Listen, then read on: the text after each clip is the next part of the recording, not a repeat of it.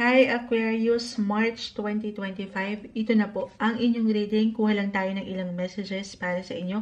As usual, mensaheng gabay lamang po. Tayo ay live na live ngayon sa YT. Sakali, mabalikan ko pa kayo maya-maya anong kailangan marinig ng taong nakikinig ngayon. Aquarius, March 2025. Message. Anong kailangan marinig ng mga Aquarius right now? Guidance, advice po. March 2025, Aquarius. Okay.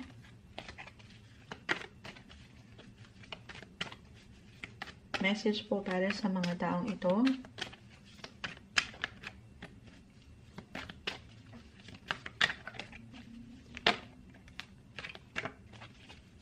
Aquarius, March 2025. Anong gabay ang kailangan marinig ng mga taong ito? Medyo mailap ang baraha. March 2025, Aquarius. Sa taong maring makapakinig nito. Okay. Okay, may gustong bumagsak. Okay. Ito na tayo. So, isahin natin. The High Priest. Uy. High Priestess, the Knight of Cups. 3 of Pentacles, Reverse. 10 of Cups, the Tower. 7 of Pentacles, 10 of Pentacles, the King of Swords, Reverse, and the 6 of Wands. Okay. Aquarius, Aquarius, Aquarius. Ito na naman tayo. Parang kanina ko pa na-mention yung ilang unexpected. Kasi si The Tower na kanina pa bumabagsak. Ito yung ilang hindi inaasahan or aasahan. Could be positive or negative. I will be honest. So, ito kasi, ano bang magagawa natin, diba? Wala naman talaga tayong control sa kung ano bang pwedeng iwan, ihain sa atin ng universe. Pero, meron ka daw control, Aquarius, kung paano mo pangahawakan ng sitwasyon. Paano mo i-handle ito, paano ka mag-react.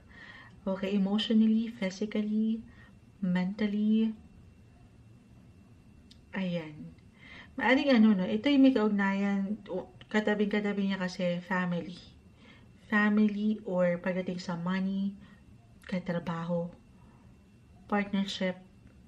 May ilang concern sa part na yan na pwedeng umangat ngayong buwan. I-claim natin. Ito na naman sa claim si Moonchild. Na ano man ito, lalo pa kung ngayon pa lang napaangat nyo.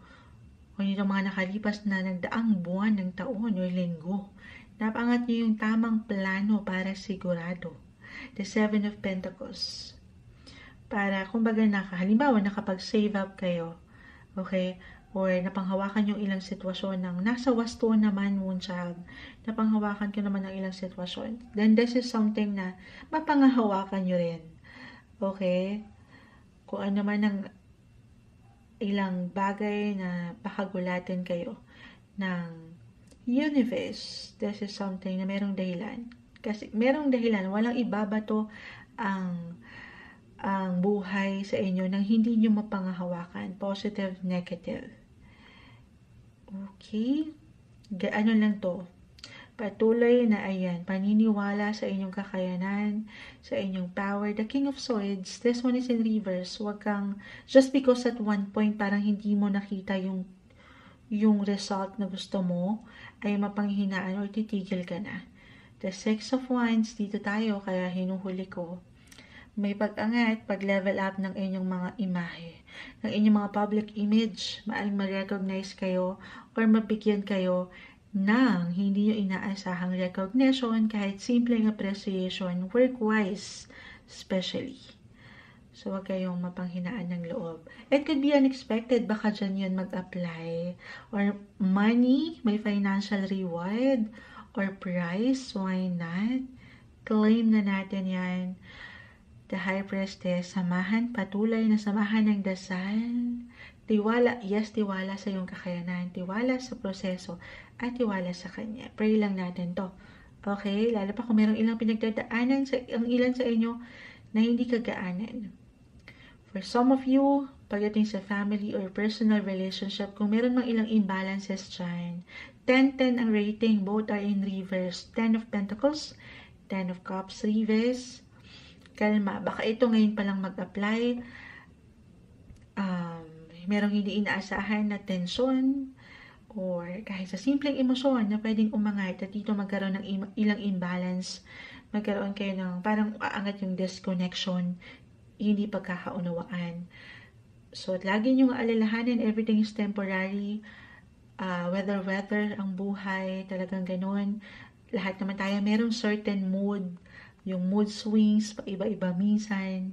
Especially astrologically, Mercury will go on retrograde again this month.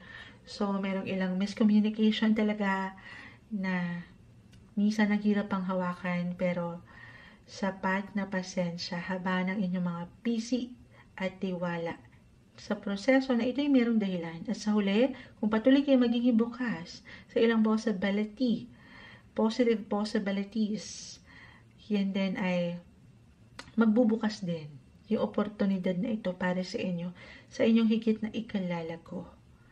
Okay? Tiwala lang, laban lang. Ito ang umaangat para sa inyo ngayong buwan ng Marso, March 2025, Aquarius.